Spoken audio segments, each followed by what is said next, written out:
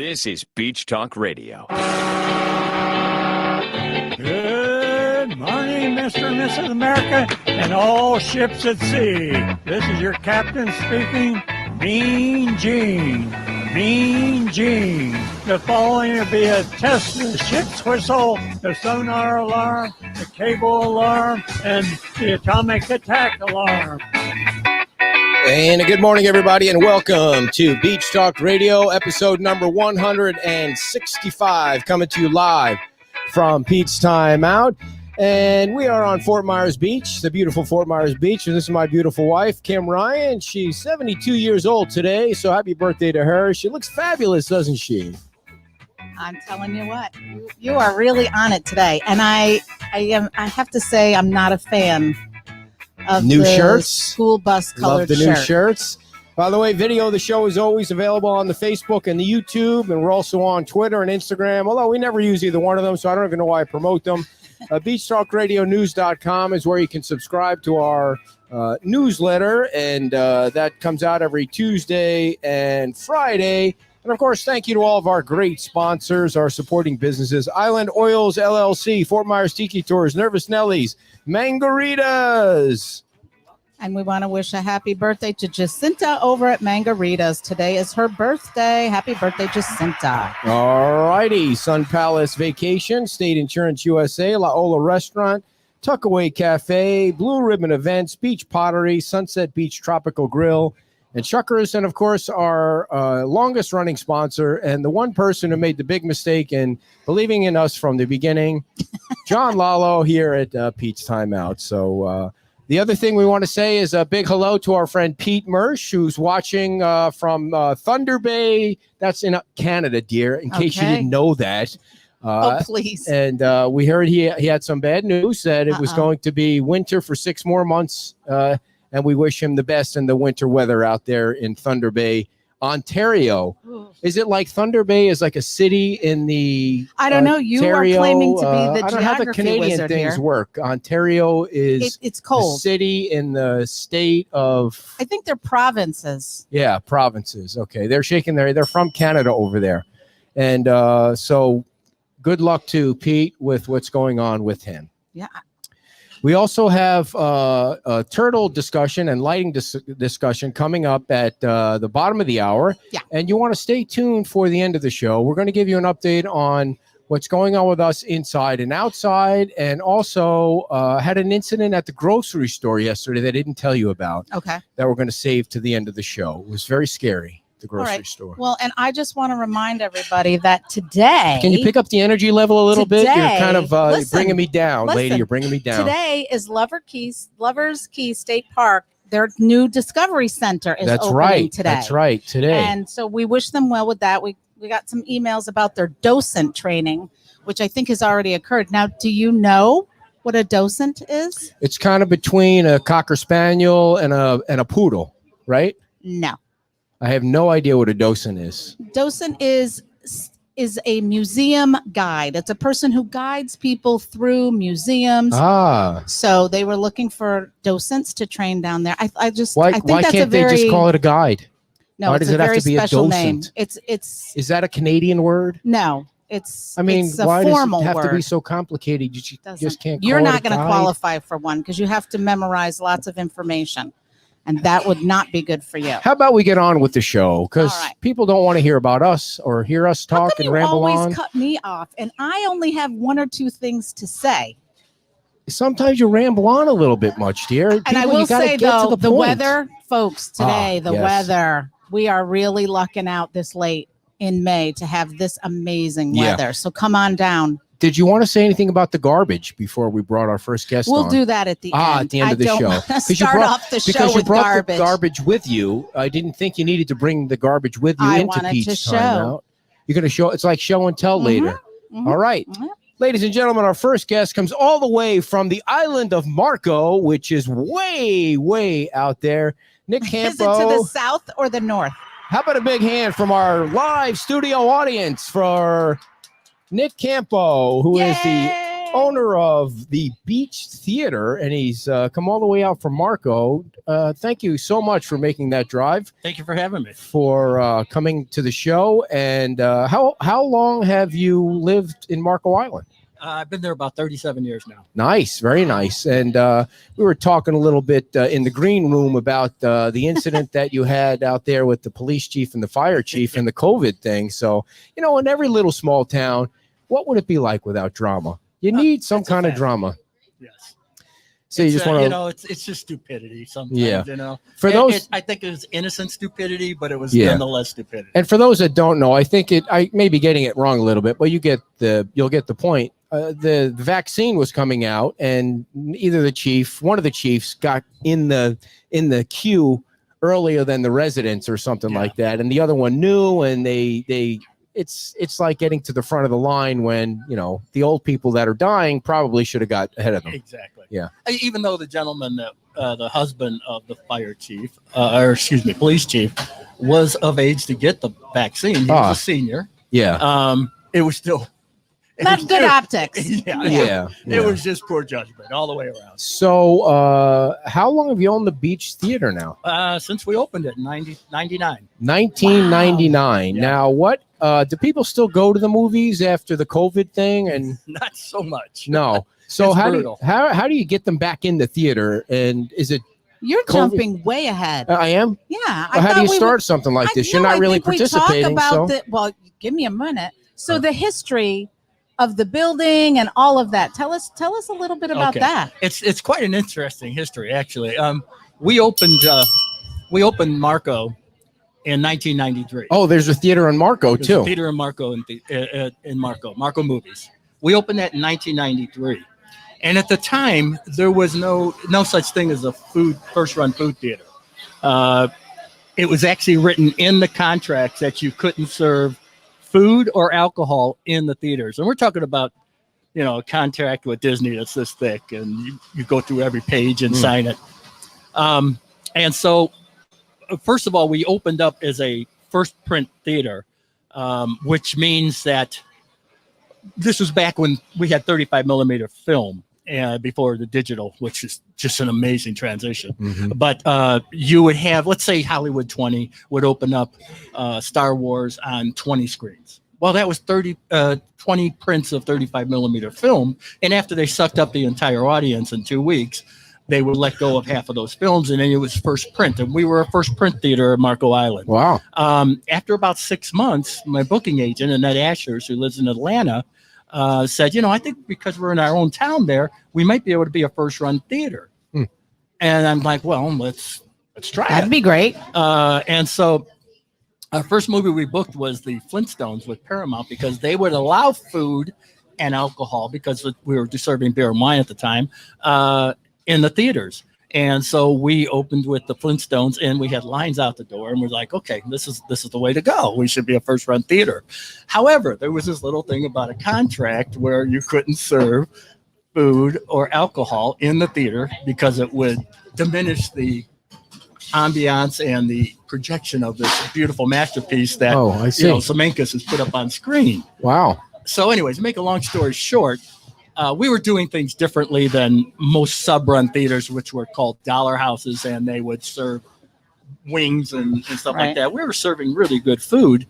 And it took us 3 years to eventually get all of the distributors to give us to amend their contracts pretty much to allow food and alcohol in the theaters. So there was another theater that opened in 1991 called the Alamo Drafthouse in Dallas that was doing what we were doing, but they were showing first run movies, but only if they could get them. Most of the time they were sub run or dollar house or art house type movies. So we were actually the first theater in the nation to break down that barrier and be able to do all four theaters with food theater with alcohol. Now, have you ever been to a theater where you sit and have food, like food? I don't and remember drinks. I don't remember going. I have. It was a long time ago. Yeah. I think it was in Leesburg, Florida. But so people is it in the theater while they're watching, or are they eating when they come in? The thing that we do different than most of them is we actually have servers in the theater. And people come early because they know that they want to get their food order in and usually get their food and their drinks before the movie starts. But after doing this for 28 years, we're pretty stealth-like. We know how to do it. So it was Fred, it was Barney, it was Wilma, and Betty. Yeah. What was the plot of that film? Oh, it was very deep. Yeah.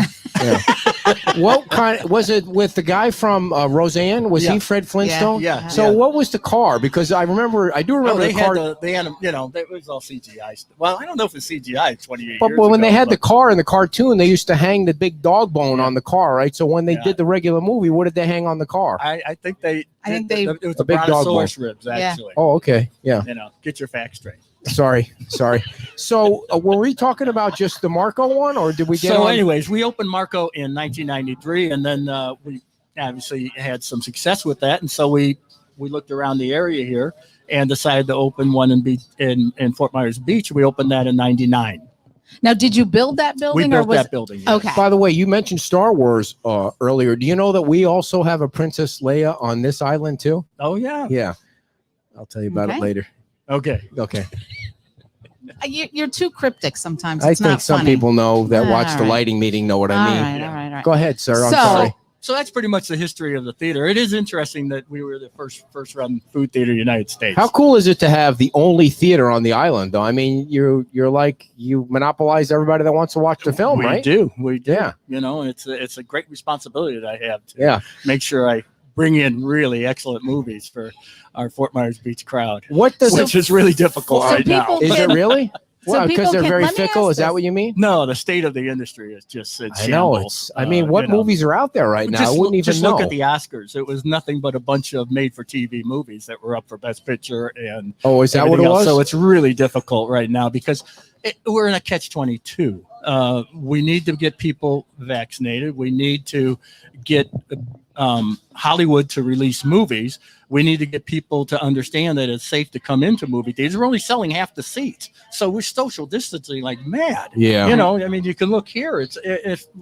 Florida is a prime example of let's get beyond this. Yeah. And we just can't seem to, especially in the industry, because when you only have 30% of the theaters in the nation open, which is where we're at right now, they're starting to reopen in the others in California and New York and other areas like that.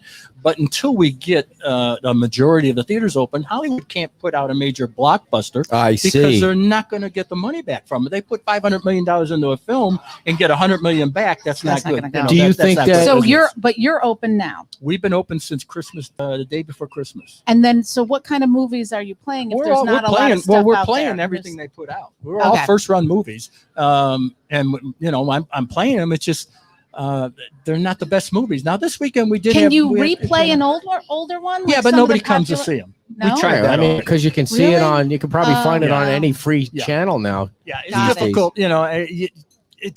Believe me, I've tried everything. Yeah. Now Dancing girls on the stage. I've tried everything. you have like takeout food too, we correct? have takeout. Yeah, but You don't even One need to of go the things- see a movie. You could just come for the food. yeah, because the food is excellent. I mean, we make everything we make is in house and it's excellent. You have food. you have your own Well, kitchen there. We have our own full No kitchen. kidding. I mean, we're making my mom's spaghetti sauce. The chicken parms are my mom's Wow. recipe. Wow. The chicken tacos are my chef's recipe.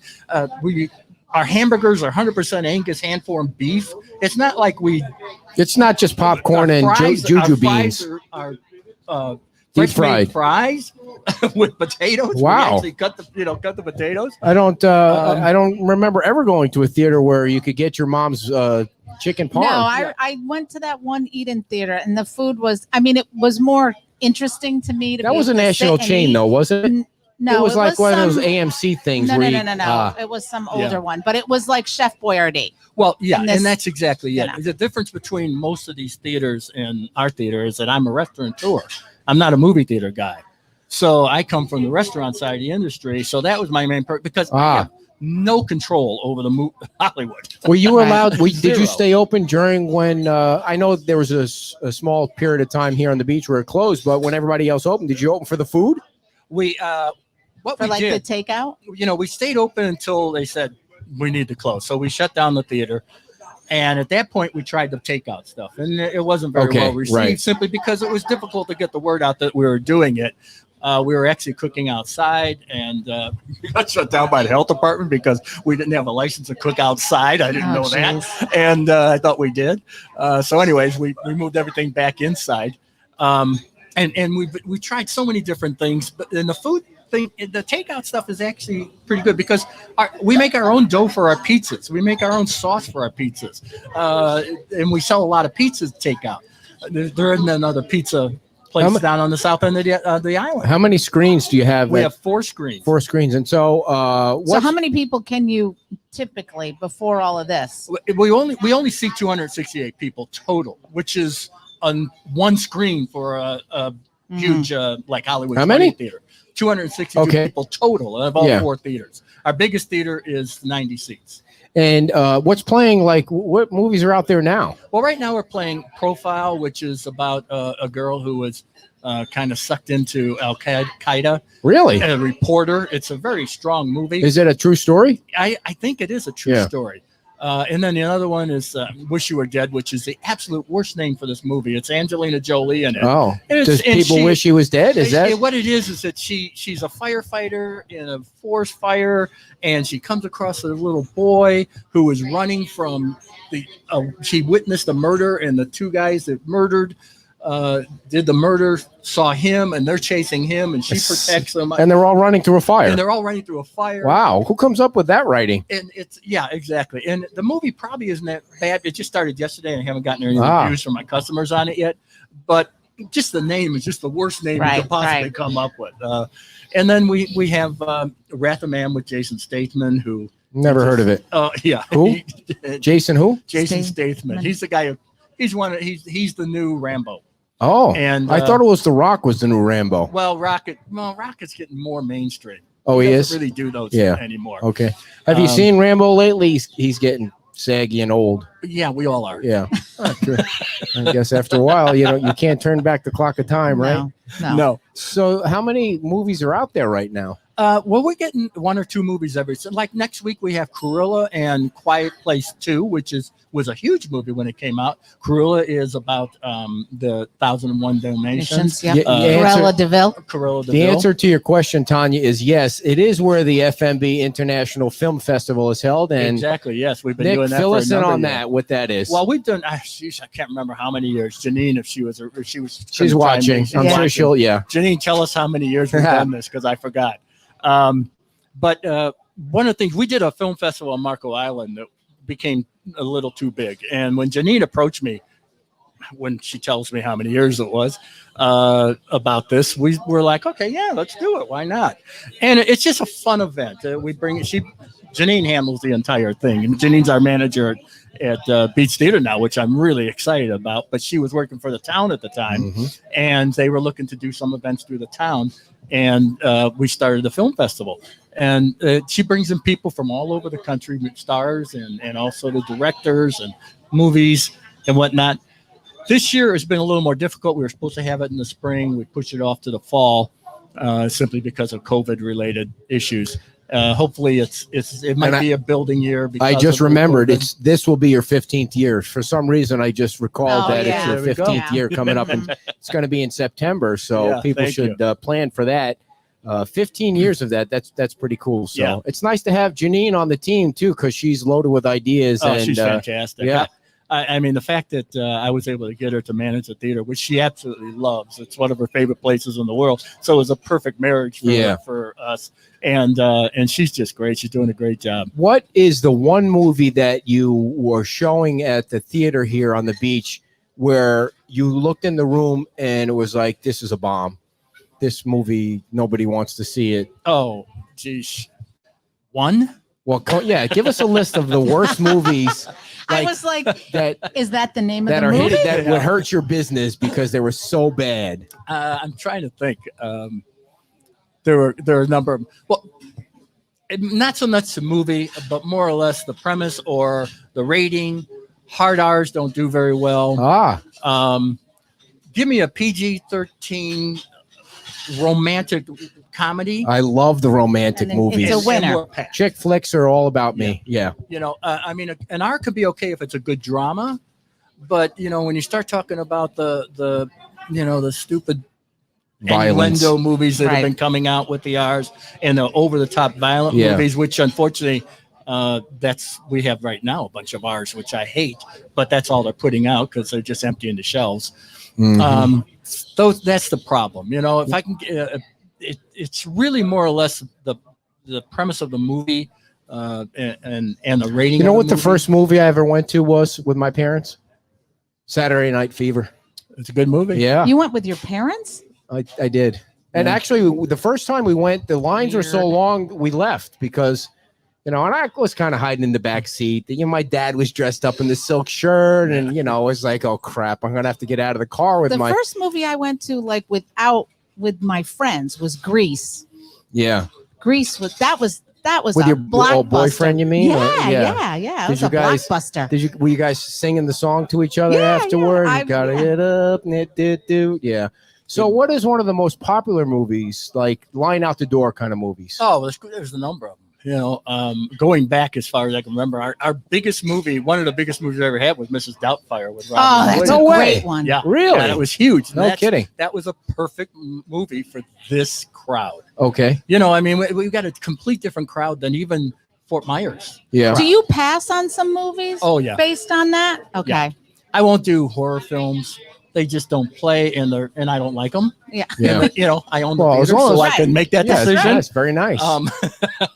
They just don't, unless it's a really well played, well crafted horror movie. And sometimes there will be some that aren't based on gore; they're based on the Yeah. suspense. But that's a rare. What about rare- kids movies? Actually, any kid movie I can get, I get. Yeah. Okay. But they're few and far between. Do you do matinees? We normally do a 3:00 matinee, but Okay. right now we're only running 2 a day. Okay. What about Nemo? Was Nemo popular? Was huge. Yeah. Yeah, I think- any of those Pixar movies were huge. Do you have to pay more for a Disney movie? No, you pay on. Well, yeah, you do actually. Yeah. Disney is like the Antichrist. They're Oh, really? yeah. Yeah. Walt is just spinning in his grave. They're Yeah. horrible to deal with. Right. And they're buying, and they're going to rule the world eventually. Yeah, I thought Amazon was going to rule the world. But Well, one it's of all the those two, same, yeah. right? Yeah. He'll probably buy Disney. But the Pixar movies are just, they're phenomenal movies. They're well done. They're, What about that movie with the Shrek. No. Shrek was a big one. yeah, Shrek was What huge. about what's that? The talking pickup truck scooter Cars. That was a Mhm. Pixar cars? movie. Yeah. Mhm. Oh, they're all Pixar movies. Are Yeah. they still making movies? Tomater. Yeah. Tomater. Yeah, they just Yeah. came out. Soul was their last one they did, but that Soul? went straight to video. So, mhm. Yeah. Has Netflix and the like hurt the movie business? No, I don't think so because right now you can't judge it by what's happening right now. True. Hollywood can't. They're just trying to recoup funds. That's what they're trying to do. And the movie theaters, when you've got every movie theater in the nation closed, what are you going to do with your movies? You got to put them online and stream them. But as an example, Mulan, which was one of Disney's movies last summer, when that came out, it did $100 million streaming. And everybody was like, oh my God, this is the future, $100 million.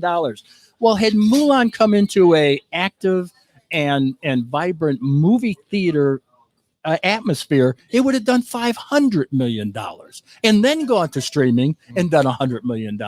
So it's really just a stopgap for them to try and get past this also. I really don't blame Hollywood for what they're doing as far as the movies because they need to recoup their money. I mean, Yeah. it's business. Other than the Pixar and the Disney stuff, I think that if the stars in Hollywood weren't so pretentious and full of themselves, you guys, the little guys, would make more money. But Well, they're just everybody's got to be political and they got to make a statement. Why can't you just be an actor? It's like, Well, because they're actors. yeah, So, they The are drama. told what to read. They are told stand here. but- They had a makeup guy come in and make Yeah. them look beautiful. Yeah. So now they have something that they can and they they're have to and they're say. and they're all about the carbon this and the saving the world that, and then they get on their private planes and nobody believes that anymore. They listen to little dinky podcasts like ours. I didn't know if you know that because we're honest. We're honest engines. Oh. We're telling the truth here. We're, with the film festivals, I met a lot of stars. I met a lot of big stars. Like who? I really, Who's the biggest Leslie star? Nielsen. oh Airplane. Yeah, Airplane. Look at you name dropping right yeah, here. Jane Jane Fonda. Jane Russell. Jane Russell. Jane Wow. Russell. That's going back to, no, wasn't she a Tarzan, Jane Russell? Yeah, she was. She was classic. Wow. Yeah. Gwen Verdon, Who? who was Bob Fosse's wife, who really pretty much Wow. her and Bob pretty much made the dancing musicals. You'll have to tell me who these people are Yeah, later. they're just great people. These were back because this was 28 years ago when we did the film festival. So who's coming out So anyways- to the film festival this year? Do What you I know? what I learned, no, I have no idea. Okay. You have to ask Janine that. Okay. I think she's struggling to get people to come because Sure. it's They don't want to difficult fly. travel. Yeah. But one of the things that I learned is they're just people, Right. you know, and most of them are pretty normal people. But once in a while, you get one you Yeah. just want to say, okay, Right. you, Yeah. you do you. Who's You're okay. who's the quirkiest? That I met? Yeah. Um, We'll use that term. yeah. It was probably Jane Russell. She Really? was she was old Hollywood. What? And How old was she when you met her? She was like 350. Yeah, Yeah, I was she's not gonna alive say. now, is she? No, she Yeah. passed away. So who was the Tarzan that she was in the movie with? That's a trivia really? question for you there, Mr. Movie. Johnny Weissmuller. Oh, look at you pulling think- that. I think that's right. I have I no think I just idea, pulled but it that out, sounds didn't I? like it's right. Yeah, Very we're nice. We're gonna go with it. So, what are the hours and the days that you're open? Well, And we're open 5 days a week. We're closed on Mondays and Tuesdays. We do 2 shows a day. We open at 5 o'clock for a 5:30 to 6 o'clock. We stagger them, and then we do an 8 o'clock screening. very cool. Yeah. And the And we have food service and our alcohol, liquor, and drink concession area. and you bring them right into the theater. They come right in. They buy their ticket. They go in and sit down. Server comes. Wow. Up. What would you like? We bring it right. To How the do you do seat. that in the dark when the movie's playing? Well, they're They're doing pretty it. good Manage. at it. Yeah. The people. Go No, ahead. do people buy their tickets separate from their food? Yes. Okay. Do you do like package deals You, sometimes? you can't mess with the ticket. Hollywood Okay. does not like that. You Okay. can't what? Mess with the ticket. Because then they think you're figuring out a way Got around it. the system. You're skimming the top or the So bottom. the or- ticket just goes straight. Because we pay an obscene amount of money to Hollywood. What does a Film movie Theater. cost? Like, It's a percentage basis. what does that mean? Give us the financials So a here. percentage of Normally, the ticket in a sales? healthy market, in a healthy theater industry, you're paying anywhere between 60 and 65% of your gross for the movie ticket. So your movie ticket is your loss leader.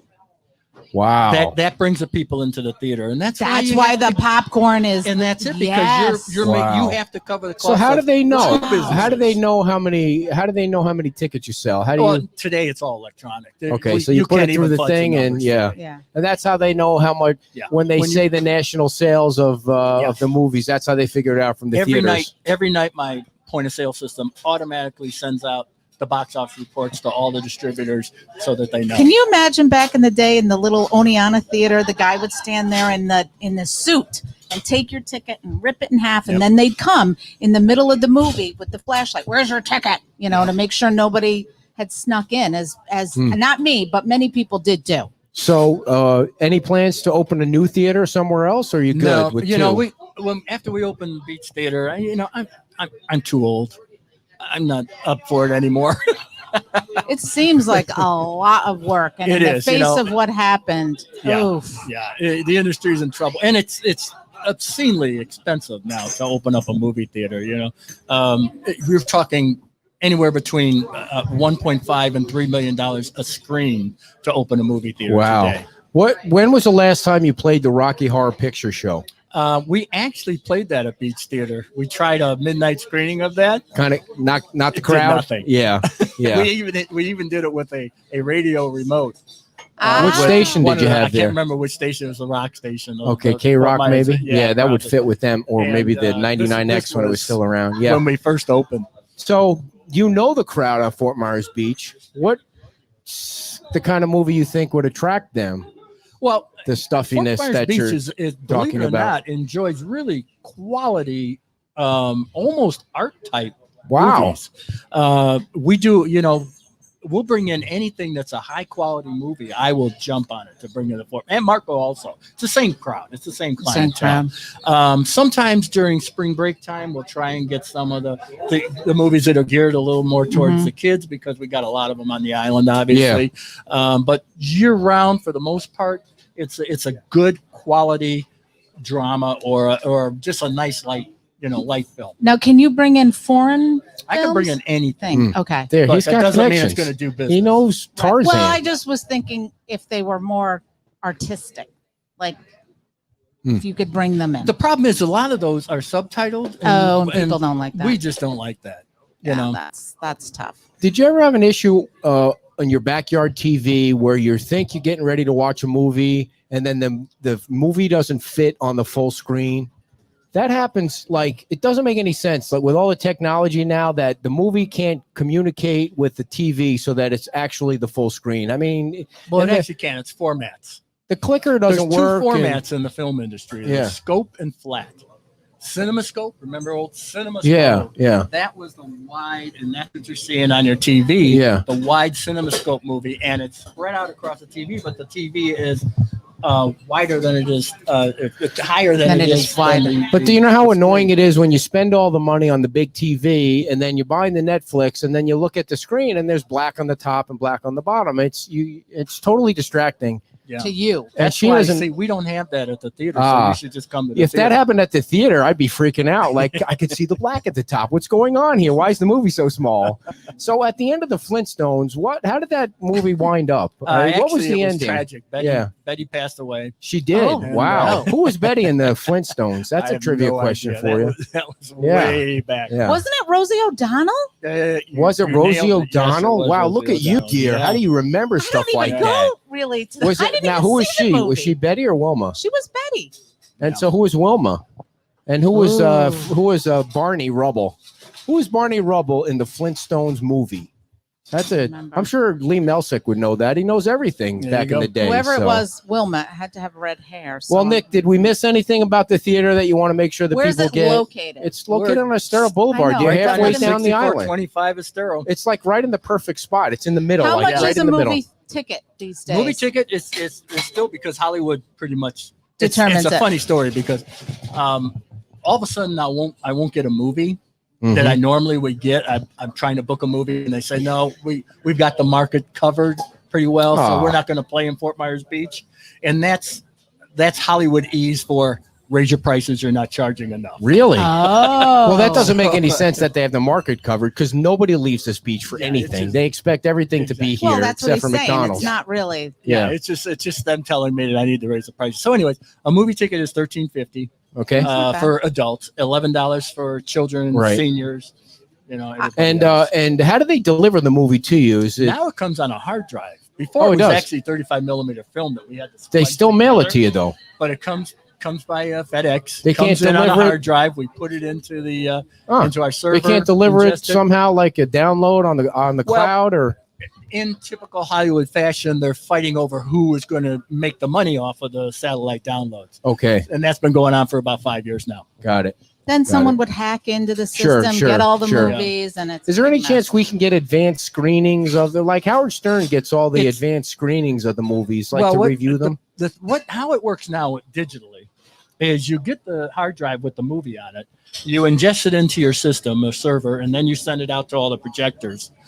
But you can't play the movie until you get an email with this little digital key, Ah, Oh. which then allows you to actually screen the movie, and they'll send you a key every week. So whereas before, when we had 35 millimeter prints, as long You as could we run had it that print, we whenever. could run it whenever we wanted to run it. wow, But now, even Oh. if we have the movie ingested, if Got the it. key isn't active, Wow. we can't run it. And usually sometimes that key won't go live until Thursday at 8:00. Janine reminds us that there's free parking, and that's a bonus down here on the Okay, beach. Yeah, that's and true. you have a fairly decent sized parking lot, right? We do. Yes. Yeah. And a lot of it is under the building that's nice and shaded. Very cool. All right, Nick. Well, thanks so much for Thank coming you all the so way much from for Marco coming Thank you for Island. on. having me. Tell the police chief and the fire chief we said hi. I'm sure they're feeling healthy these days. So Yeah. They're just trying to get beyond it. Nick Campo, everybody from the Beach Theater. A big Thank you round of very much. applause for Nick for coming all the way out. And make sure you stop by the Beach Theater and check out all the latest and greatest in the movies down there at the Beach Theater. And where are you going? Oh, all right. She's switching out the microphone.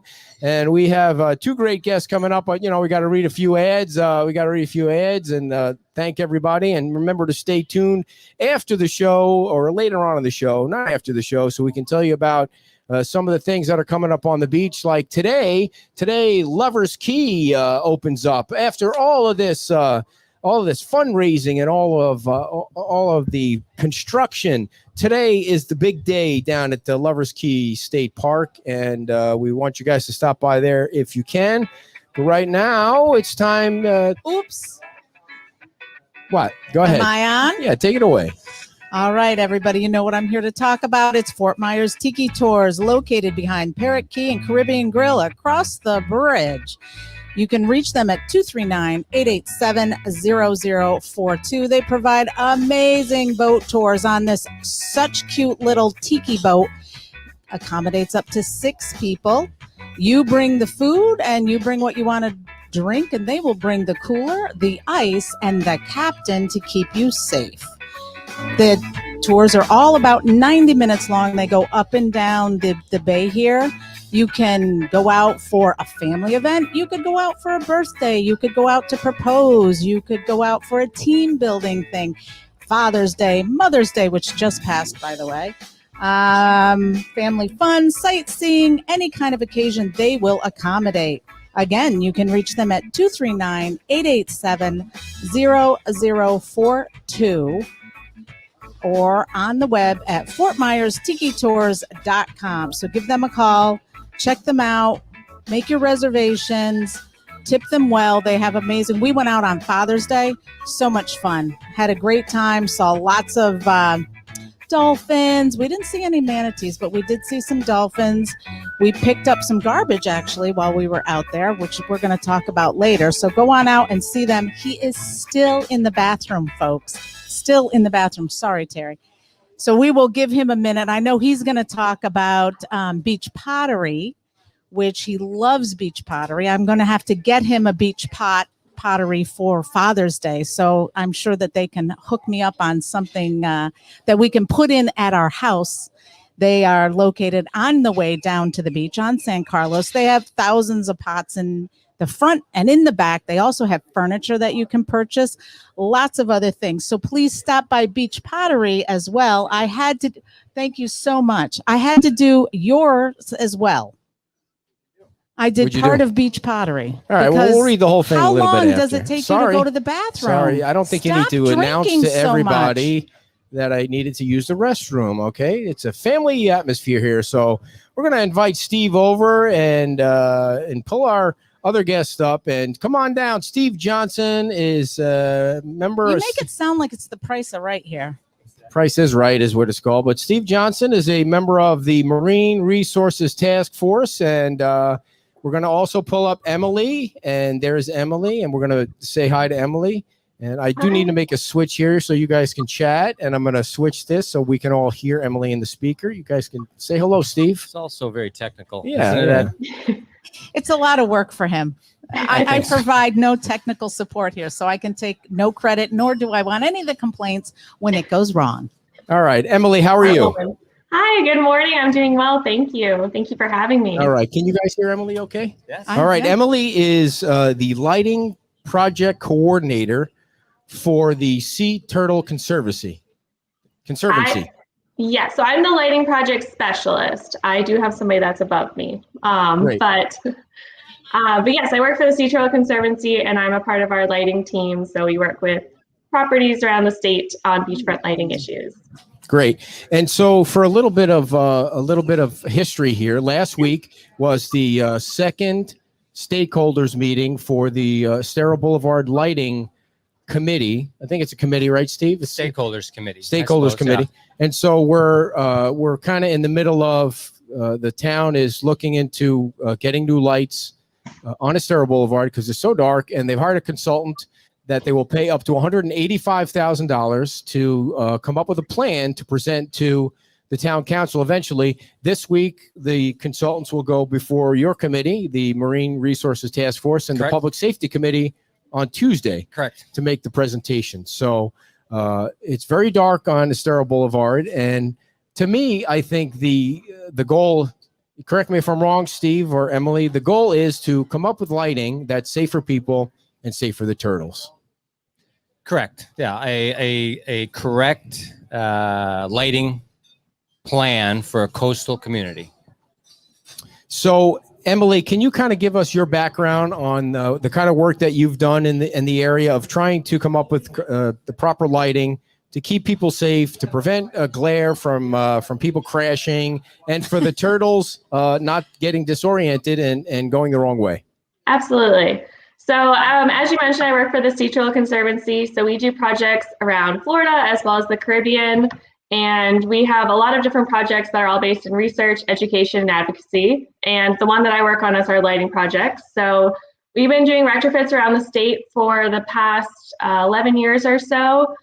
We received money from the National Fish and Wildlife Foundation to do these grants. So we actually can work with properties to provide funds for them so that they can make this transition into sea turtle friendly lights.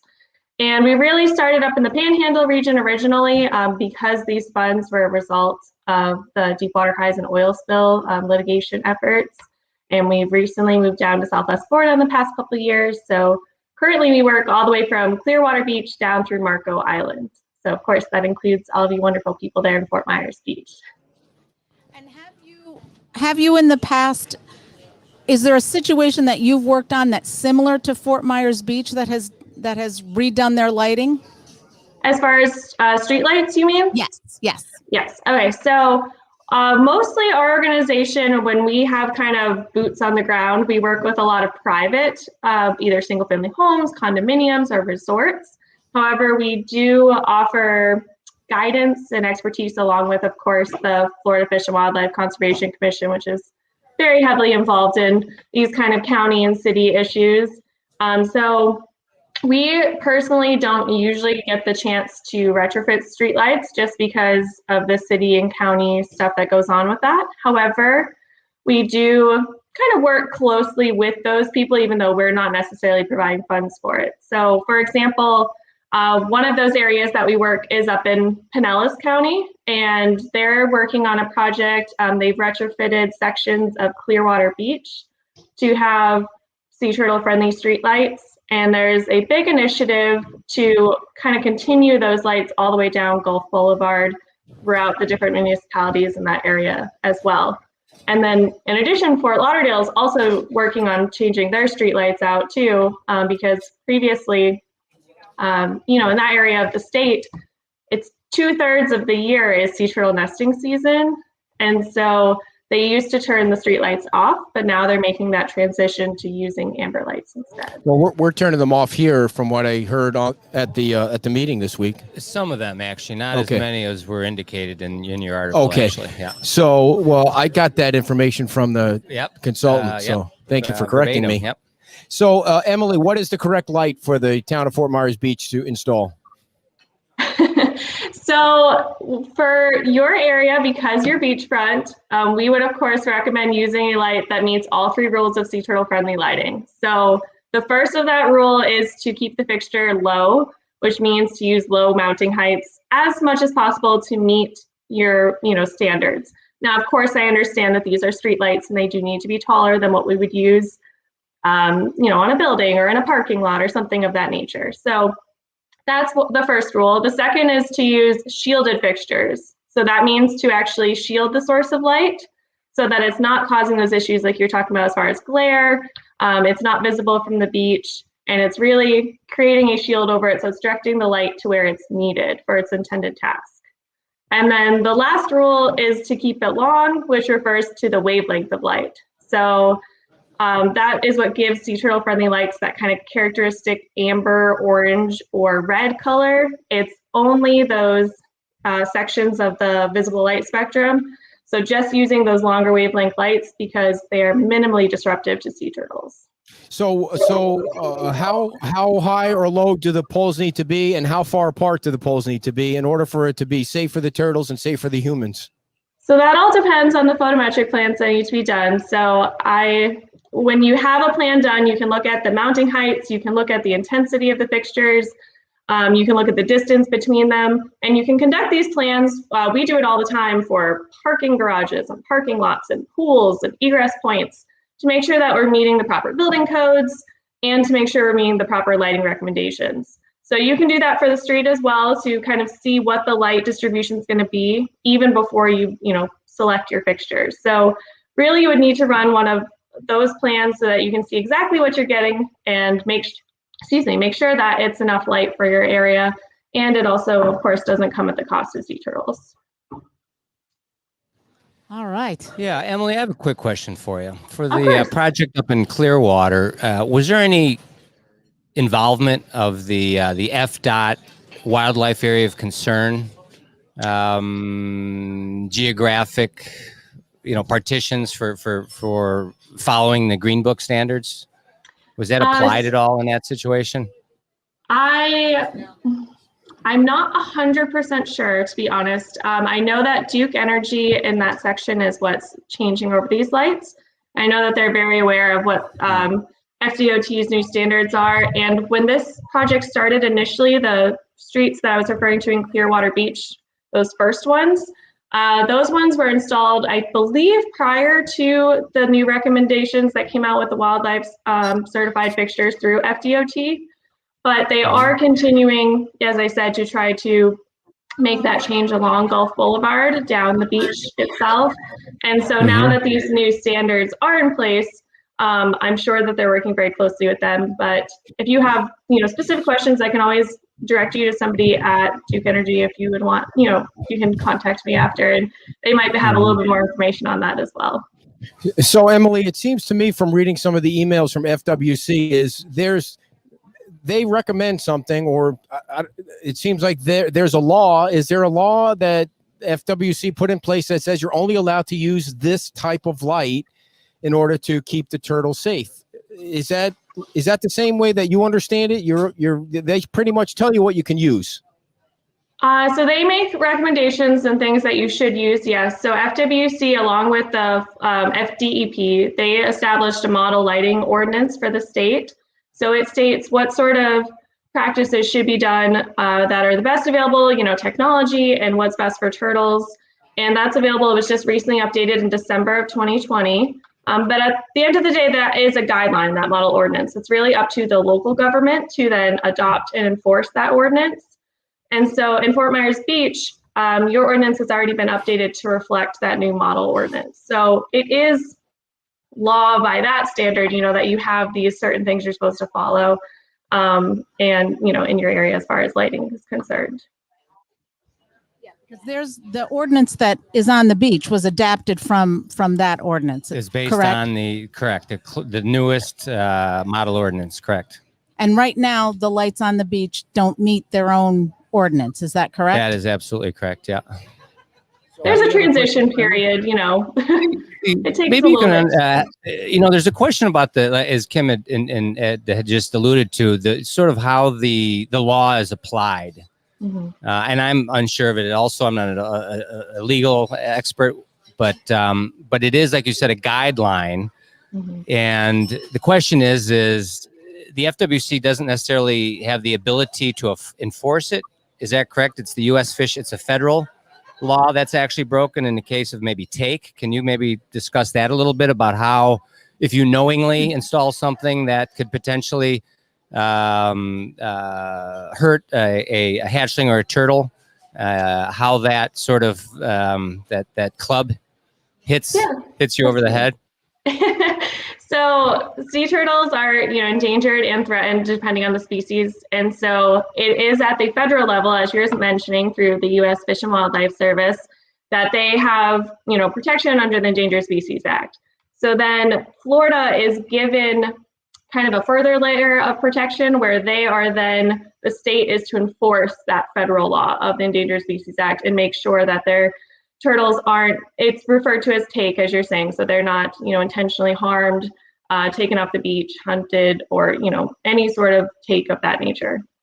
So that could fall underneath it where, if this is knowingly, this is in place and it's causing all these turtles to disorient and head inland instead of towards the ocean where they're supposed to go, that could be seen as a form of take. So it is a federal level that then the state enforces by putting through these different guidelines, and it has its different permit holders and stuff that it works with, and then it's the local government that actually adopts that ordinance and kind of puts that into your local law, if that makes sense. So there's definitely all three layers that are involved with that. We have federal, state, and local government all kind of working together and each having its own responsibilities that kind of overlap and correspond, but they are slightly different on their different tasks. So this is real quick. Is FWC the enforcing agency then? So if for the state level, yeah, so they oversee most of that. So they do work along with FDEP, like in regards to the model ordinance to actually construct that language, but primarily FWC at the state level oversees all of the different sea turtle aspects. So they would write the tickets? No, so if you were to receive a violation, it would be from your local government because that's where it's on the books in your law that the local government has it. So as you had mentioned, that the streetlights, which are, city owned, are in violation of your current local government. And that's because that language was just updated. And so usually there's some sort of, I don't want to say grace period, but like somewhere you have a transition because you put this on the books. And of course, everybody's not going to be able to change everything just like that. So it does take a little bit to make those adjustments.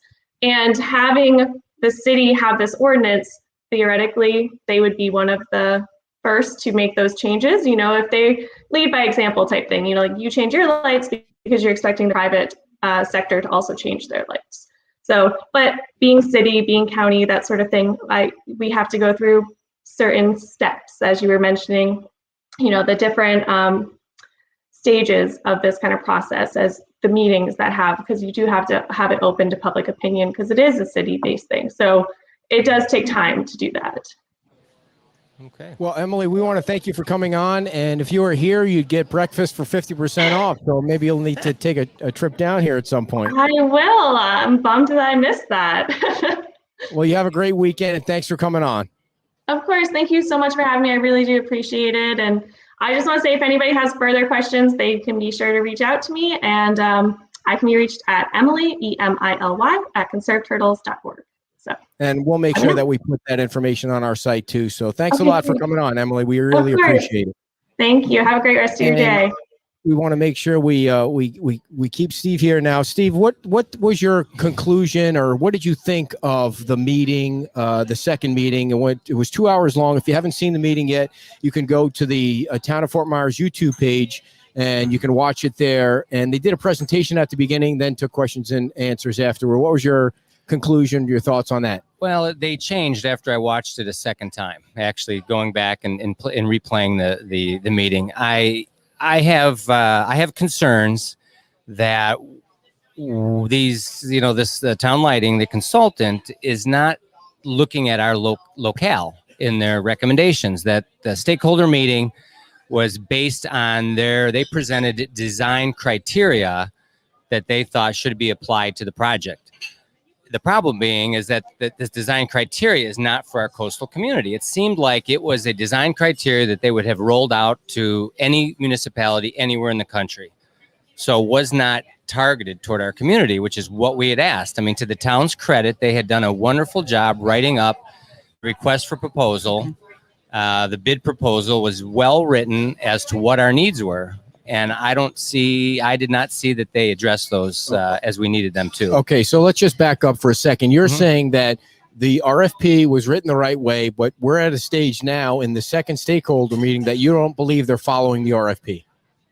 No, I don't. I mean, I don't think that at all. That or it's a lack of communication at this point, because we still, maybe right out of the gate, they should explain immediately what will be done during turtle season. To me, there's two seasons here. There's turtle season and non-turtle season. Right. So are they attempting to address both in one fell swoop? Are they going to submit different plans for both seasons? That would take out a lot of uncertainty with people's opinions of what needs to happen. So do you think there's a possibility that they're really just going through the motions with the stakeholders meetings and holding back on a plan that they pitched to council? I don't know. I mean, they were very, they articulated that this by no means was a recommendation, that they were just, I don't know if they were just throwing the straw man out to see what people thought about this. So what are they throwing out? What are you saying they're throwing out? Things were, I mean, it was very clear they were directing the audience by the slides they were showing. For instance, When they talked about amber light, they attempted to bring in negatives toward amber light. Now, if that is a solution and has to be the solution, let's say by law for turtle season, why would they do that? I just don't understand. Right. There's no doubt in anybody's mind that when the lights go up, if they ever go up on Astoria Boulevard, amber will be used in some way. I would think so. Because of the based on turtles. law, and they've actually said that. Yeah. They came out and they said that there is a solution for both, that it's safe, that there's not a problem. But then they talked about what they consider some of the drawbacks, which, one was kind of crazy, I think, about the first responders. Right. The CRI, the color rendition, they need to know so they have fluid recognition when they get to the crime scene. Right. And so just to back up, so people that didn't watch the meeting know what Steve's talking about. One of the folks from Town Engineering said that the amber lighting, he had his pickup truck, a blue pickup truck that he had underneath the amber lights. And he said, you can't see, this is a blue pickup It was actually truck. a red light, too. It was not an amber light. Okay. So It's a difference. Yeah. amber is red, orange, yellow. No, that was to me. that was the first light they attempted Got to it. use. It was 590 nanometers, and it's very red. But now the FWC has accepted 560, which is much more yellow, orange, not unlike what we have now with high pressure sodium. It's that color. So FWC changed the nanometers down. Correct. Okay. They So, loosened them, yeah. but FPL on their website, at least the last time I looked, only has, as far as amber lighting, just the one option. Is that? They have 3 luminaires on the approved product list for turtle lighting. There's an extra large, literally a large, and a medium. And Right. each of them have higher efficacy. They can put out more light. So the new XL can put out a ton of light. So Steve, if go ahead. And that's amber lighting at that 590. Yeah, those are probably, I think, the 560 or 565. So they're they're orange, they're not red. So if you go through some of the emails between a bunch of emails, everybody's on the emails, and it almost seems like FPL has the proper light for turtles. They do. For turtle friendly areas.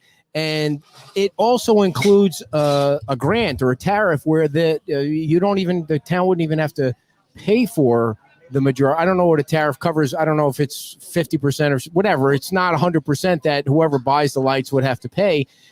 And I don't understand if FPL has the lights and FWC says you have to use this type of light. Where's the complication in all that? I don't understand it either, to be honest with you. And that's what's bothering me about again, they're meeting sort of the bid specifications, because as you'd mentioned, the FPL came on the request of town council to present to them what their activities are for coastal nesting turtle beaches. And what they said is yes, that amber light is part of the tariff. And for your viewers' sake, the tariff is actually is essentially a subsidy by FPL to a municipality to essentially put those products in for free. Now, what's interesting is that tariff or that subsidy comes from the Department of Energy.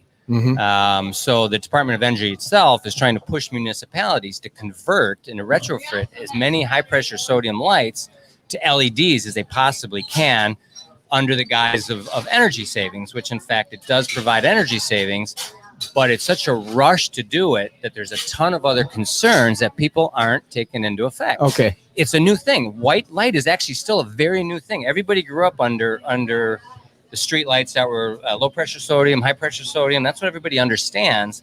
So white light, blue rich white light is really a new thing that a lot of people really don't, I think, understand. So I'm going to read what Jim writes. Jim Hockett is on your stakeholders committee. He was on the show last week, but he disagrees that amber will be used on the beach side, but it's not necessarily on the road because it's not required there. I'm starting to believe someone owns stock in amber LEDs. Why aren't we just focused on eliminating the impact to turtles and the environment instead of one type of inefficient technology? Well, I know he when he was a guest on your show, the only thing he really said was that our carbon footprint, as I mentioned, the efficacy is not, and the cost actually is higher for that type of lighting. But him and his background, he should understand also adaptable lighting. Those energy costs can easily be absorbed by dimming lights. And a lot of communities, they as part of good dark skies policies, they actually dim lights later the night goes. So that would actually increase the cost savings and decrease your carbon footprint. In addition, the stakeholders actually received a survey recently that will be used as a notepad during these presentations for Public Safety and Marine Research Task Force. And in that, they actually sketched out some costs of maybe what that would be between currently, let's say, our high-pressure sodium and going to amber LEDs or going to a 4,000K white LED. And but there's no chance that $16,000 a year is actually what the cost. But there's no chance that anyone's going to approve a 4,000K LED light on Fitzgerald Boulevard, right? The fact of the matter is that right now we have high pressure sodium up which there, and we turn off a number of them every turtle season. Right. So if you put bright white on the corridor, there's no way that it's not going to illuminate the beach. Right. I think it's impossible. No matter I don't care how much much shielding you it. put. Okay. I know it's directional. That's the advantage of LED. I mean, white LED lights are extremely efficient. They do what they do so well. It's too well, I think, in my personal opinion. So I don't understand how, even again, if they shield them, and Robin Trindle said in an email to town council, is that without question, white light will never be turtle friendly. It's as simple as that. They put 3,000K white LEDs on the side streets, and some of those ended up at the accesses, and they installed them late summer, and prior to the end of the turtle season, we already had a disorientation. As a matter of fact, it was live streamed on Facebook because a lady who found them all underneath in this drainage dish underneath the light live streamed it. So I can get you that clip. That'd be interesting. See sort of what happened. So let's say the amber light is the chosen light, because the council in 2019 anyway, they were certainly leaning toward making sure they didn't use the word amber, but they got the email the night before, it seemed, from FWC or whoever was on that trail, that they wanted focus on the turtles. They want to be compliant to regulation. Sure. As Emily had mentioned, actually, the way that my understanding is the way it works is that, well, she had said that the town itself is responsible for writing the tickets. Well, it's the town lighting, so the town doesn't write themselves a ticket. If there is take, which means you knowingly kill a turtle, it's a $25,000 fine per turtle. So you can imagine if you not from the town, from FWC. Well, from U.S. Fish and Wildlife. That's really the club. So you're saying installing the wrong lights is knowingly killing the turtles, and your fines can stack up. 100. It's $25,000 times 100 for a 100 turtle nest that gets run over on a so let's say the amber light is chosen. How high off the ground do the lights have to be? How close to the poles have to be so that you can drive down Estero Boulevard from Times Square to the Beach Theater and make sure that you're not blinded or you lose sight of the light from one pole to the next pole? It needs to be uniform. That's what all these lighting engineers want. Uniform. Right. So how many poles? How many lights? Isn't that what you're trying to get at? Those were roughed in, and as you remember, back when FPL was involved, they did a back of the envelope bid, which was from the salesman. It was terrible. No photometrics to support it, but basically they suggested it was going to take 688. Right. Amber LEDs, but also even a 3K luminaire. It was like $7 million. It was like $7 million. It was an ungodly amount of money. $7.5 million. And nobody's going for that. No.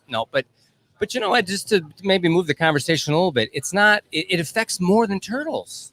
White light. It's again, people don't understand how invasive it is and how much blue rich light scatters. One of the reasons they updated the sea turtle ordinance this year was because of all the white LED lights coming out of interiors. It's so invasive that it travels out to the beach. It travels everywhere. Again, you look and you say, that car's coming at you, that blinds you. That car, you know what that is? Right. That's an LED light. Right, blowing out and giving you a I hear hot what you're saying, spot, and your Steve, visual acuity is smoked. But I don't think anybody is. I think the argument is the turtles, though. It's not. Well, we're not trying to protect the white light from harming humans, and we were talking about it. I know. But we were talking about it in the truck on the way over.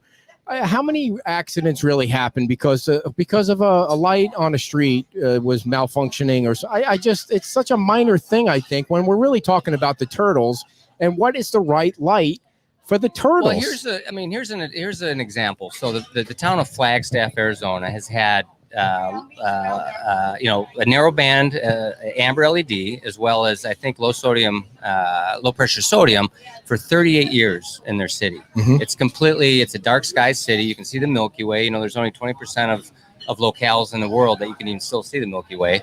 That's a bunch of stars. But by basically, the way. You can see them at the Grand Canyon. Basically, light is a pollutant. People don't really realize that light pollution is a thing. And I mean, I moved down here to live the salt life. I want to fish. I crab. I smoke fish. I make spread. You kill fireflies. And since I've been here, exactly, where are the fireflies at? You grew up with them. I grew up with them. I've never seen last time you saw one. Not here. Not here. But I mean, they're disappearing. The turtles are eating them. How do you call in your mate when you can't compete with the light? The outdoor light.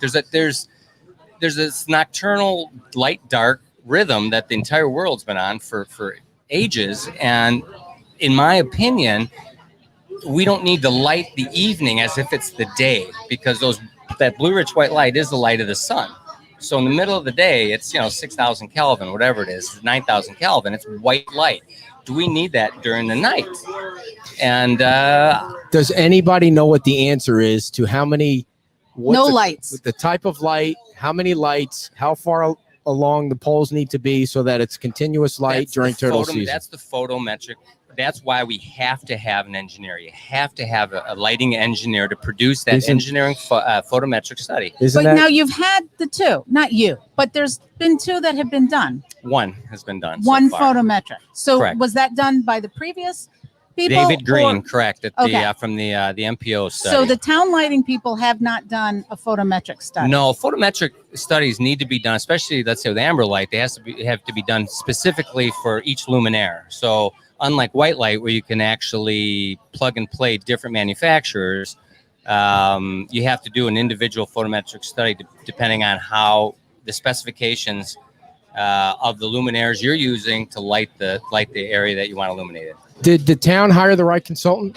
You were in on that bidding I was deal. part of that, absolutely. And of the three, they were the strongest, and partly because they are IES members. They actually educate. They perform classes on lighting.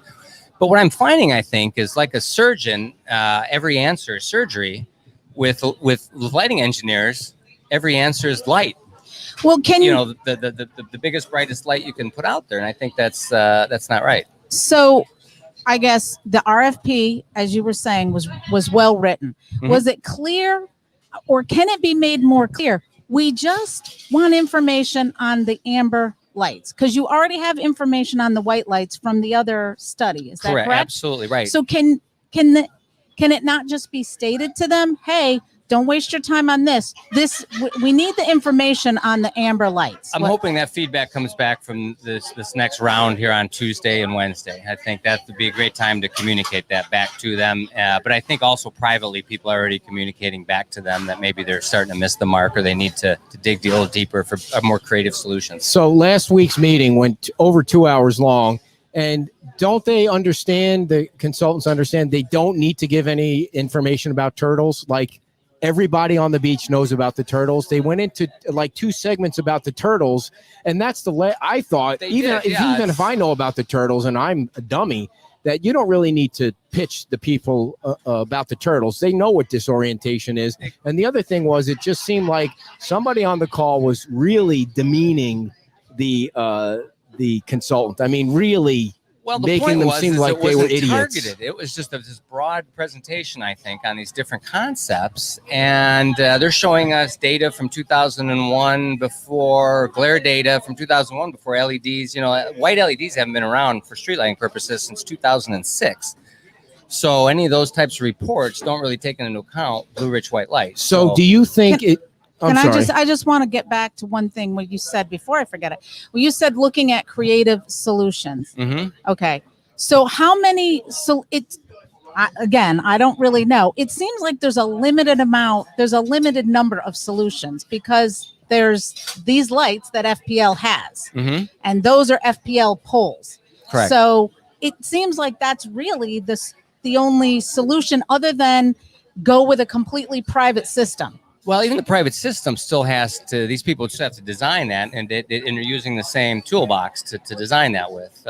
What that would allow you to do is give you more flexibility, but also that would require adding street light, poles to the, what would that be, the east side of the street.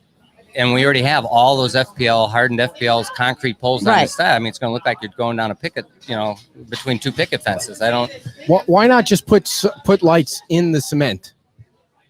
In the road. The embedded. That's what the kind of creative. That is a solution. I heard nothing about embedded lighting. Then there's to me, it would seem like there's no risk to turtles if you put the lights in the cement. Right. I don't understand it enough, but I'd love to hear about it. Is that a solution? You don't need to pay me question, $180,000 for that either. Right. Well, the 180 is the maximum. I think it's from 80 to 185. After the way you guys treated that consultant at the meeting last week, they're going for the maximum amount. We were questioning him, and I felt much better after. It was a fair questioning after I watched it the second time. I felt a little bit maybe people were aggressive, but it was inapplicable. It was a lot of it was irrelevant that what they were presenting. It wasn't about our community. I mean, why show us national crash data for the United States, including highways and everything else? You think? But I thought that at one point that came up that they pulled that the crash data was from Lee County. Well, to 2017, I think, for maybe our road actually. But again, it's older. As a matter of fact, it only showed one fatality, and we know that there were fatalities, I think, after that. So does the county have newer information that they just weren't privy to? I don't know. I just. I don't know if it's out there for them to get. I guess I don't understand why everybody's caught up in that kind of data, the crash data. When to me it's simple. Yeah. You're trying to protect the turtles. How many poles do you need? How far do they need apart? And how bright does the light need to be in order so that it doesn't disorient the turtles? But exactly, and like I said, it does affect a lot of other things about other nocturnal animals. But why squirrels and possums and things like that? I mean, nobody's bats, ever started. Everything. It affects it bats. Affects nature. Everything's connected. People only care about the turtles. I don't see you out there collecting bats and making sure they're flying the right way, Steve. Come on, cut it out. But the point is, here's a point that we requested that they answer, and that is this, and I mentioned it to Emily, and that is this FDOT Green Book, which is the design manual. It's the Bible for road building. In 2020, they added a provision for wildlife areas of concern, and there's a map that's developed by the Office of Environmental Affairs, I think, for FDOT. In conjunction with FWC, they designate a geography around the entire coast of Florida that becomes a wildlife area of concern. And if you are in that wildlife area of concern, the design principles are to use amber lighting. And it tells you how high you can put them, just like all the rest of the design manuals. It tells you exactly 1 foot candle, 1 candela, whatever, one illumination unit, right? Right. And it's all spec'd out there. So my question is, and I guess the FWC, the head of FWC, Robin Trundell, asked at the end, why was this the whole discussion about white light? You're in a wildlife area of concern. And the county, as you know, there's signal projects going up. There's one right here at the end of the road here. There's going to be 4 more lights. Right? Yeah. And you've got the also the bridge, the state. That's all, I believe, going to be all amber because it's in the wildlife area of concern. And as you know, even Big Carlos Bridge, that's unlighted. Yeah. It's not a lit bridge. No. So the question is if these consultants are supposed to look at all the regulations, did they? So you're saying they should have gone to a coastal community and there's several you can go to in Florida and see what's going on with that. Point was, why didn't you go to a light community and give us details? And some people have already had solutions there and comment on those. Is there a way you can get your money back from these guys if they don't? I mean, what if they don't come up with a plan that you can put in place? Then that you still have to pay them, right? Yeah, but I'm confident they will. They need to. I think that because you guys are steering them in the listen. I hope so. This week you have to, right? It could be. Yeah, I'm not. Again, I think they're very capable people. They're educated people, and they're experts on lighting. But they are lighting people, so I don't know if they need more direction. But I hope that they get it, and that's why they have the stakeholder process. I think the lights in the road are. I mean, to me, that makes. What do you think the impetus is for them not focusing on the amber lights for the last 2 consultants? Well, Like, the first one was it had to be just miscommunication. I mean, again, why would they bring that solution to a coastal community? 4,000 K, 200 of them straight down the boulevard. It's like the Las Vegas Strip. I mean, do you want to live in Las Vegas? Isn't there reasons people came here? It's for the environment and everything. So why spoil the environment that we live for in? the bats, for me. Let 'em Well, for finish. everybody to see the skies at night. I go Yeah. take my dogs out at 10 o'clock for their 10 o'clock ding dong, and I look up and it's beautiful. There are a lot of people like to sit in their hot tubs and It's a ding dong. enjoy the, number one. And where are you going So next this- weekend that this- you can't wait come a on? minute. What are you going fishing? Tarpon, up against the Cape Club. We got a big inter Cool. yeah, Where are you rivalry, going? right here locally. They're hosting, so we use their rules. Right. What does that mean? Well, No their cheating? boundaries. Yeah, basically, no cheating. We like cheat in our club. How many boats are going out for this? It's the top 10 anglers from each club, 2 in each boat, so 5 boats against 5 boats. Cool. And is there a cash prize?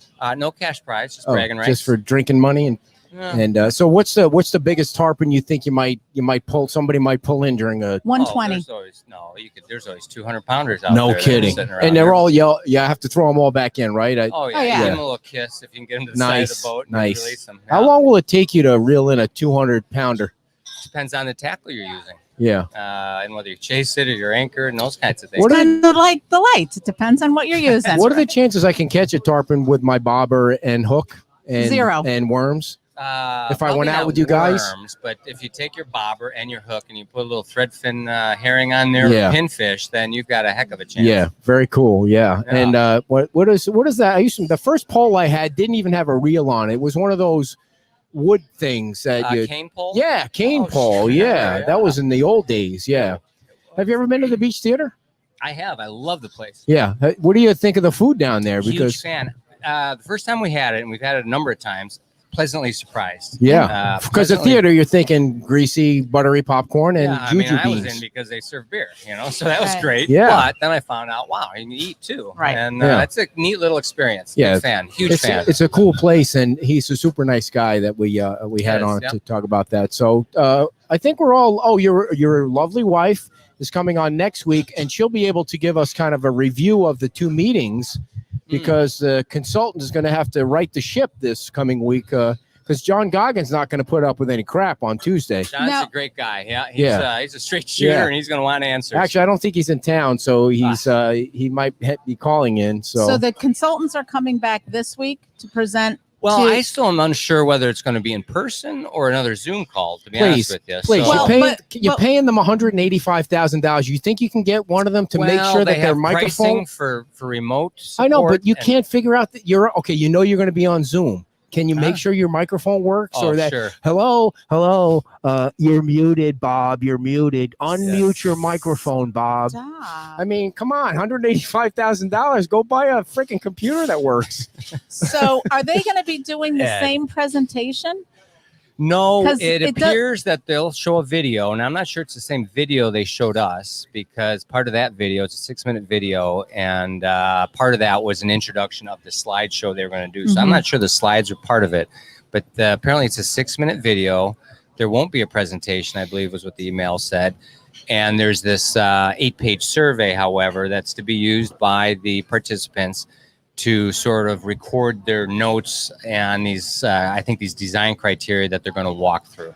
Because I know at the end of the meeting, the woman who seemed like she kind of was, Suzanne Lansford, Yeah. she's the principal, yeah. she was taking notes, and she said, there's a lot of issues here that we just don't have time to address at this moment. So I just Mhm. wondered if there was enough time between then and when they come back that maybe some of would those be answered. issues. Yeah, we were very anxious as well. Yeah.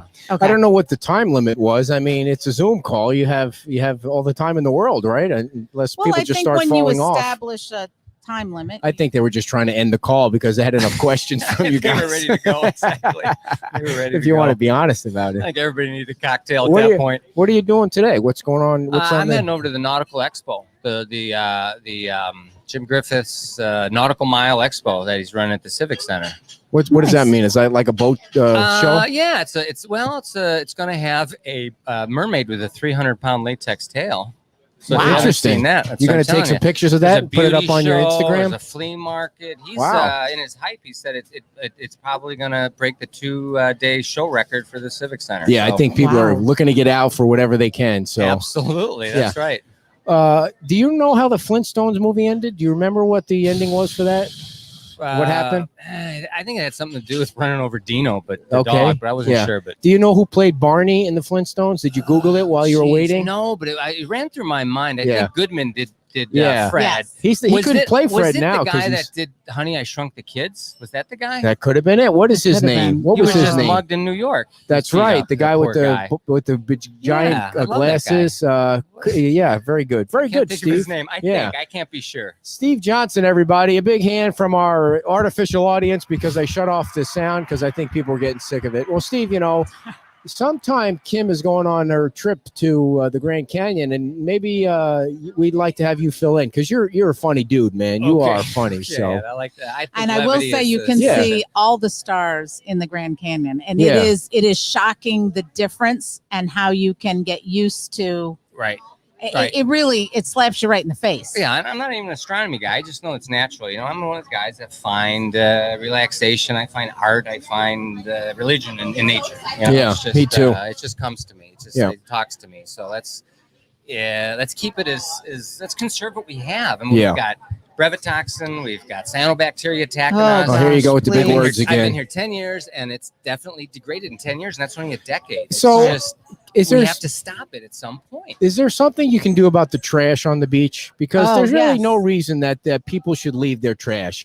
I think the solution is just shoot one person, and then that'll set the tone for people leaving their trash on the beach. I'm more of a firing squad guy. I think we ought to line up a few. Yeah, if we're I gonna mean, make what's a the statement? that Let's makes do the no. statement. You can't clean up after yourself. This is what she found So- this morning. It's the 21st century. This Don't is people just know? from this morning in a little section. On She ran a quarter of a mile and she found all that Mhm. trash. Oh, now you're going to take it out of the bag and show off the garbage. there's glass And it bottles. smells. There's plastic bottles. There's Why do all people do sorts that? of There's stuff. They just So- continue to do this. Why do people continue to just keep using plastic? I mean, they say it's a garbage truck a minute is dumped into the ocean every day. yeah. But Did- here's what I you know? would ask. I understand it's you get irritated about the people who leave it there, yeah. Mhm. but if we could just pay it forward and pick it up, that would be great. Just lot of people pay it do. We do, forward and and pick it up. I walk the beach every morning. I think and we you do, pick up- but I see multiple people picking up. I see trash. people picking up a lot of shells, and I would just ask them, if you're picking up some shells, take another bag Mhm. and pick up some Or garbage. throw them in there later. When you sort them out, you sort the garbage Yes. from your shelves. You know, That's what I do. when we first came down here, I noticed that there were a lot of beach cleanups going on, and I was like, Mhm. man, they clean up the beach like they're doing these things all the time. Mhm. Why are they constantly doing it? Well, now I understand why, because it's But, I mean, constantly it's a offensive, mess. isn't it? It is. It's offensive. just- Don't you want it to be a nice, clean, Yeah. natural beach? right. Would you right. do that at your house? Would you walk around your house and drop All the right, bottle enough preaching, dear. Enough or the preaching. cigarette? Thanks for But- coming in, Some people Steve. do, Mom. Thanks for coming in, Okay, Steve. We thank you. Always appreciate it. pleasure. Steve Johnson, All right. everybody. Pay it forward, And pick remember, it up. when's Thank your you. meeting? Your meeting is It's the Marine Resource Task Force meeting is Wednesday at 3:00, but the public safety meeting is 2:00, and it's the same presentation. So but that the would be public safety meeting is Tuesday, Tuesday, correct? and yours And is your Wednesday. Wednesday. Right. Correct. And so you'll see more about the lighting. So if you can't make it to the meeting, maybe send your questions to Steve or send your questions to John, or we'll be Right on. we'll be covering the meetings on the Facebook. So you might be able to even post your questions in there, and I'll answer them for you. I'll just say put the lights in the road, and there you go, and that's the end of the story. So, That's right. but it'll Light be a an candle. interesting week, and then there's a council meeting on Monday, so it's all kinds of action going on next week at Interesting. Town Good. Hall. So, Good. Yeah. all right, And Steve. good luck with the tarpon Yeah, good luck with the fishing. tarpon. Make sure you That's send us right. some Big pictures. year, big year. All right, All right. everybody. Sometime. Steve Johnson. You're coming with exactly. We love Steve. All right. All right, Steve. The hook. It's time for the hook. All right, everybody. I want to tell you about Beach Pottery, one of our favorite sponsors, Alana. Alana. I have to make sure I say her name right, dear, because you've been saying it wrong for the last 6 weeks. Alana. 239-437-4211. Pots, and more pots. And you get them from Vietnam, and not from that where you get the China virus or anything like that. You get them from a real quality place because they make real quality pots in Vietnam, and We want you to stop on over there. They have acres and acres of it. 8,000 pots. Exactly 8,000. If there's 7,999, Alana places an order for another pot to make it 8,000. And there's a guy in the back that's flipping around a carving machinery thing, and he's making all well, you know about that. He's carving out the stuff in the backyard there. He's carving wood into the shape of whatever you want. There's pelicans, there's manatees, dolphins. That's cool. Your husband's face? No, I'm just kidding. They can't do that. Yeah, and so we want you to stop on by Beach Pottery, 17980 San Carlos Boulevard, and see Alana. And don't forget that if you have bugs, any kind of bug, gnat, no-see-um, fly, something that's flown up your nose, you don't want to spray this stuff up your nose, but you definitely want to get hold of the bug spray. Is it called bug spray or is it called all natural insect spray? We'll go with the all natural stuff. It's don'titchit.com and islandoilsllc.com. And it smells amazing. It is in a nice little package that you can put on the bar top or in your bathroom. You know, when you have friends. They have it in the pump spray, and then they have it in a roll-on in case you do get bit. Like you don't have it on and you get bit, then you can roll it on and it takes care of the itch. And you know where I like to keep it? I like to keep it sometimes in the bathroom above the toilet because, you know, when people come to your house, they snoop. They open the cabinet and they want to see what you have in the cabinet. You know, do they use Charmin or do they use the sandpaper? Well, when the wife goes shopping, then you have the sandpaper in the house. But when the husband goes shopping, then they have the Charmin because the guy's butts needs the Charmin. So when they open up the cabinet at the top, I like them to say, they've got this nice packaging. What is it? Let me spray it. Oh, it smells like perfume. And the little did they know, it keeps the bugs away.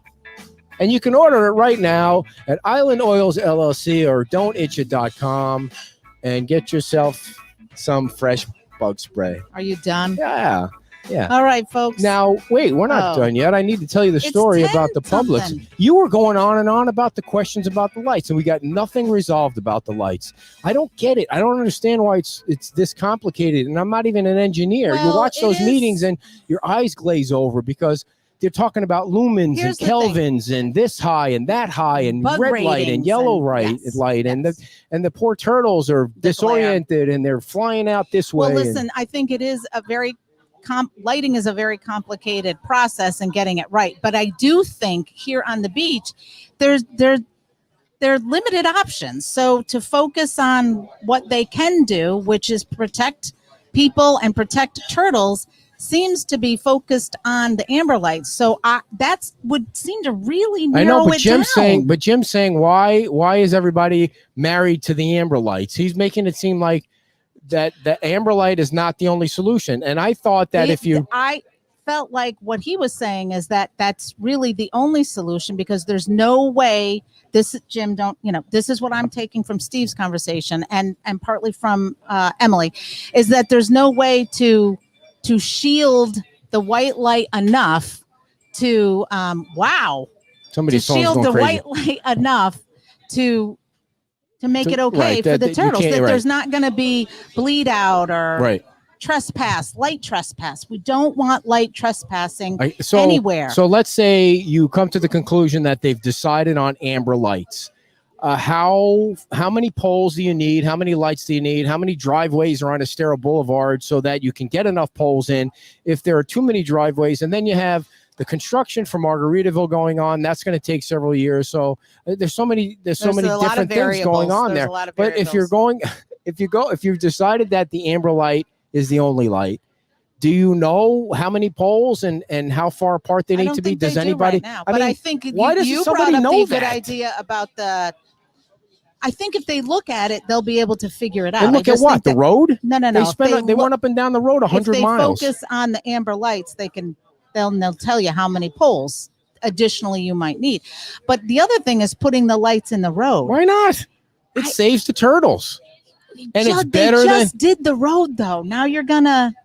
There's got to be a way. I mean, I think doesn't seem easy. If you had the choice between putting the lights in the road and building 400 I don't know if lights can go in that road. Building 400 poles at $7.2 million, I think that the decision is easy right there. You think I don't know. I don't know how much it would cost to dig up the road they just put down, parts of it and put the lights in. I don't know how much digging they would have to do. Maybe they just, I doubt they just Velcro them on the road. I'm pretty certain they got to do something. Can't you do, like, they got nice sidewalks. There's some places where they have lights coming out of the sidewalk too that shoot into the road. Why can't you do all of that? Again, I think you have to be careful with the shooting light. Well, you know what I mean. You won't have it shooting toward the beach. You have it shooting toward it. Oh, forget it. Who knows? They're going to get it figured out. So check this out. Yesterday, I never go to Publix. I usually go to Walmart, but I can't get any sleep, and it screws up when I go to Walmart on Friday. So I slept through the Walmart thing on Friday, and so I went to Publix yesterday. So I go to Publix and go shopping, and then you wanted a thing of wine, and I needed to get something. So that you can't go to the liquor store is not connected to the Publix. You have to finish shopping, and then you have to go to the liquor store. So after I'm done shopping, I take the cart over to the liquor store, and I go inside to grab something, and I look out the window, and the cart has gone this way down the curb, and it's now shooting as fast as it can into the parking lot through the cars. And I said to the guy, I think you're making this I swear way to God, too dramatic. I said, oh shit. And I had the bottle in my hand. So now I go running outside the liquor store. I went, it's a minor detail. I went running outside the liquor store without having paid for the bottle that I had in my hand to grab the cart. Can you imagine if the cart would have gotten hit by a car? We wouldn't have had no food.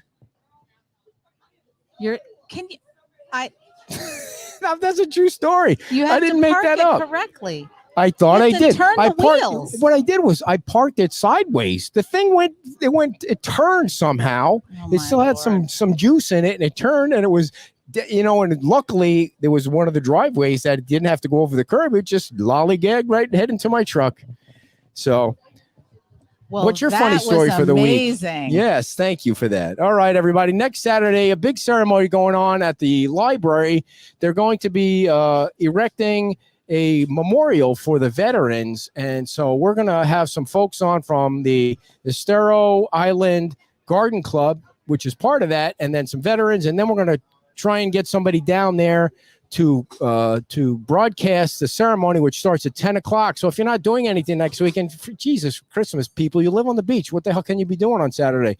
Go down to the library and check it out and support the veterans that are going to be down there. That's going to be 10 o'clock. And don't forget today, if you're not doing anything for Jesus people, it's the beach. What the hell are you going to be doing on Saturday? Go down to Lover's Key. I know. It's a big day on Lover's Key. Center. Yeah. All right. Well, Ed is going to be a docent. Yeah. And today was a fun show, dear, despite your low-key atmosphere that you brought to the show today. You're too much. All right, everybody, thank you so much. It's 10:32 on the East Coast, 7:32 on the West Coast. Happy birthday to Jacinta. Thank you, Alana, for Beach Pottery. And an early happy birthday to my mom, who will turn 75 on Monday. And our daughter's birthday's next week. It's a birthday month, it is everybody. A birthday bonanza. We love you all, and we'll see you soon somewhere in this great world that we live in. I had 2 friends on May 13th, too. I want to wish them enough happy of the birthday too. crap. Bye.